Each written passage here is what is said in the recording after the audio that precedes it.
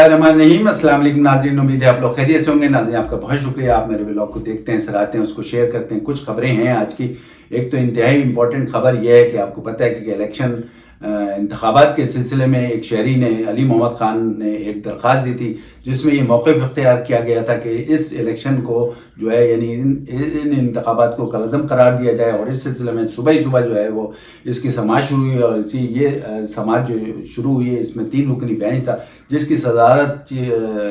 Supreme court of Pakistan के chief justice काजी फाइजी साहब कर रहे थे। और उन्होंने इसके साथ साथ उन्हें जब समाअत शुरू की तो उन्होंने कहा इस तरीके से नहीं हो सकता कि सुप्रीम कोर्ट को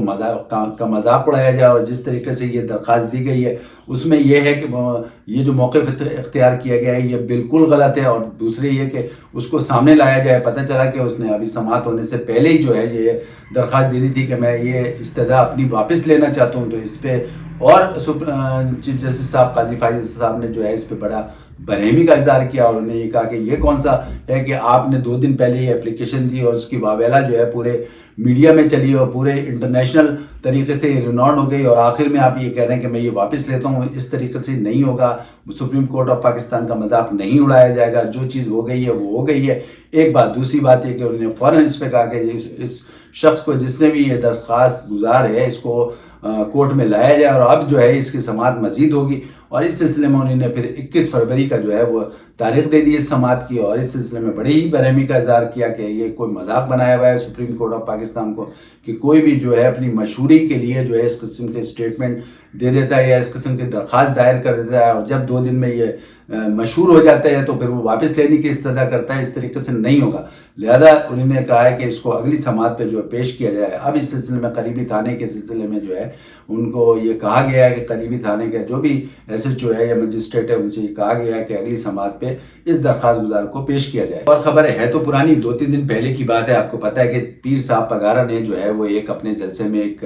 एक जो है बयानिया दिया है। उस बयान के हिसाब से उन्होंने कहा है कि इस वक्त जो मुल्की हालात है उसको उस मुल्की हालात में कोई भी कंट्रोल नहीं कर सकता। कोई भी जो है सिंपल मेजॉरिटी के साथ जो है वो हुकूमत नहीं बना सकता। और इस वक्त जो है मुल्की हालात ऐसे हैं कि इस पे जो है ऐसा लग रहा है कि इसका अल्टीमेटली जो नतीजा निकलेगा वो मार्शल की तरफ जाएगा। क्योंकि अभी तक जो है कोई भी ऐसे हालात नहीं लग रहे हैं कि वो कोई भी पार्टी या कोई भी हुकूमत उसको कंट्रोल कर सके। अब इस सिलसिले में जाहिर है कि जब ये बयान आ गया तो बहुत सारी चमीगोइयाँ शुरू हो गई, बहुत सारे तबसरे शुरू हो गए, बहुत सारे जो है TV शोज़ में इस बात को बाकायदा जो है वो सराहा जा रहा है या किसी तरीके से उस पर डिस्कस शुरू हो गई है। और हर तरीके से इसको जो है बहुत से लोग कह रहे हैं कि इसको इग्नोर नहीं किया जा सकता। अब इसमें बहुत सारी बातें हैं। तरीके से मुबस्सिरीन जो है इस पर तज्ज़िया कर रहे हैं। उसमें एक मुबस्सिर का ये कहना है कि इसमें 2 ऑप्शन हैं। एक तो पहला ऑप्शन ये है कि पाकिस्तान तहरीक इंसाफ जो है वो हुकूमत बनाए पाकिस्तान पीपल्स पार्टी के साथ मिलकर और JUI के साथ मिलकर अपनी हुकूमत बना सकती है और वो पूरी कोशिश करे कि अपना टेन्योर मुकम्मल कर ले। लेकिन दूसरा ऑप्शन ये भी है कि अगर पाकिस्तान मुस्लिम लीग नून और पाकिस्तान पीपल्स पार्टी और कुछ आज़ाद उम्मीदवार बना लेके अपनी हुकूमत बनाएं और फिर कोशिश करें कि जो है हुकूमत को किसी तरीके से भी चलाएं, आगे बढ़ाएं, अपना भी टेन्योर मुकम्मल करें। लेकिन इस सिलसिले में पता ये चला है कि मियाँ नवाज शरीफ साहब जो है इस चीज़ को नहीं मान रहे हैं और वो ये कह रहे हैं कि हमारा अपोजिशन में बैठना ज़्यादा सही है बनिस्बत इस वक्त गवर्नमेंट बनाने के। क्योंकि उनका ये ख्याल है कि जिस तरीके से हम अगर पाकिस्तान पीपल्स पार्टी के साथ हुकूमत बनाएंगे तो मेन जो सीटें हैं यानी वजारत सदर की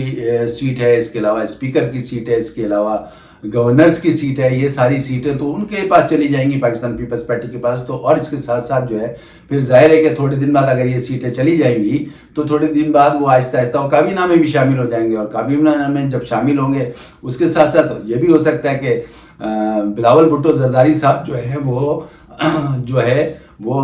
वजारत ख़ारजा की भी सीट लें और वजारत ख़ारजा की सीट लेने के बाद जो है वो जाहिर है कि इस सीट पे वो एंजॉय भी करेंगे, अपना प्रोफाइल भी हाई करेंगे। तो वो ये कह रहे हैं कि इस सूरत में हमें सिर्फ और सिर्फ नुकसान है क्योंकि आहिस्ता आहिस्ता जब ये सीधे जो मेन सीटें हैं ये सब चली जाएंगी तो ये आहिस्ता आहिस्ता पाकिस्तान पीपल्स पार्टी जो है वो काबीना में भी आ जाएगी। तो ये इससे बेहतर ये है कि हम हुकूमत बनाएं اور ابھی جو 16 مہینے کی حکومت ہے اس پہ ویسی بھی کارکردگی جو ہے وہ عوام کے سامنے ہے، تو بہتر یہ ہے کہ ہم اپوزیشن بیٹھ جائیں۔ تو میرا خیال ہے یہ کسی حد تک نواز شریف صاحب کا کہنا صحیح ہے، کیونکہ ان کو پتہ ہے کہ جس طریقے سے ابھی یہ سلسلہ ہوا ہے، 16 مہینے کی حکومت گئی ہے جس میں شہباز شریف صاحب وزیر اعظم تھے، تو میرا یہ خیال ہے اور مبصرین کا بھی یہ خیال ہے کہ کسی حد تک نواز شریف صاحب صحیح کہہ رہے ہیں کہ ابھی تک جو ہے عوام بھولے نہیں ہیں، تو بہتر یہ کہ ہم اچھی اپوزیشن بنا کے اور ہم اپوزیشن میں بیٹھیں۔ ایک یہ بھی سوال ہوتا تھا اگر فرض کریں کہ میاں نواز شریف صاحب اپوزیشن میں بیٹھتے ہیں اور عمران خان صاحب حکومت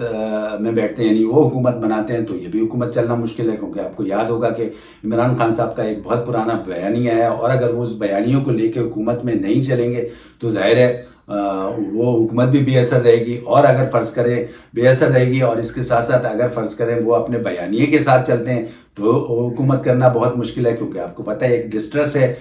اسٹیبلشمنٹ سے، اور وہ ڈسٹریس جو ہے وہ اتنی جلدی تو ختم نہیں ہوگی۔ تو یہ جو بیانیہ اگر نہیں لے کے چلیں گے تو ظاہر ہے کہ وہ بھی مشکل ہے، اور بیانیہ لے کے چلیں گے تو وہ بھی مشکل ہے، تو دونوں طرف سے یہ مشکلات ہیں۔ اور اگر فرض کریں کہ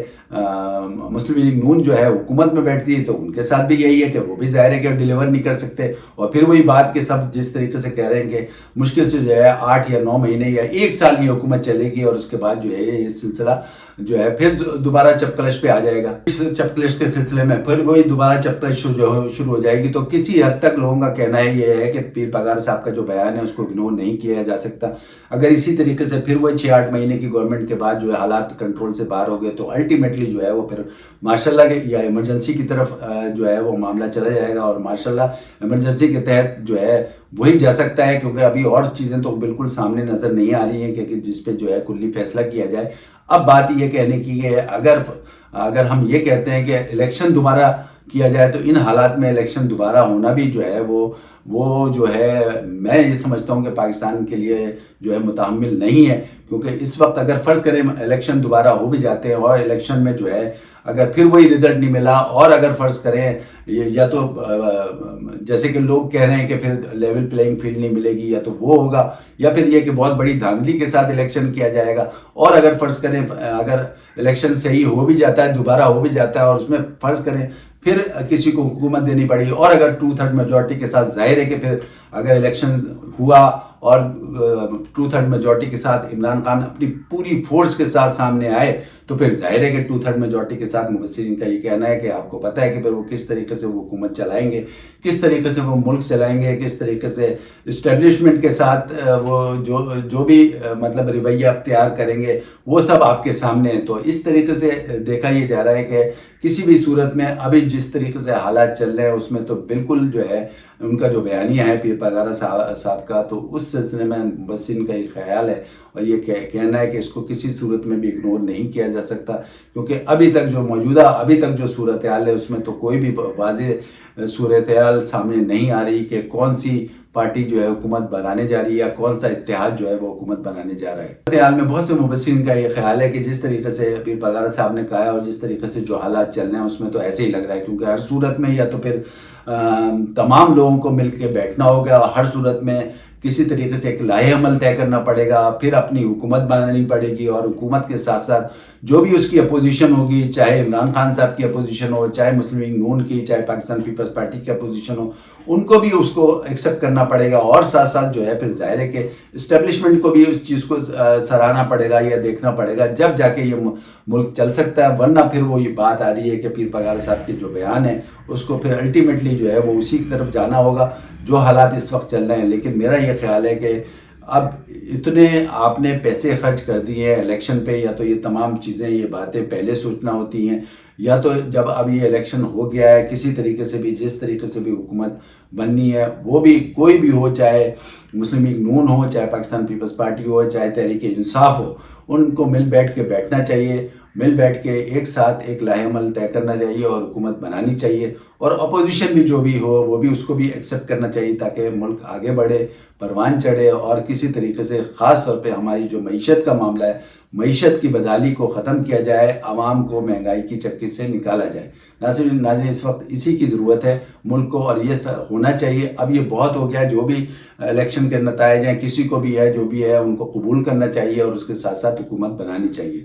ناظرین اس وقت کے لیے اتنا کافی، اپنے ہوسٹ علی اطہر کو اجازت دیں، اپنا خیال رکھیں، اللہ حافظ.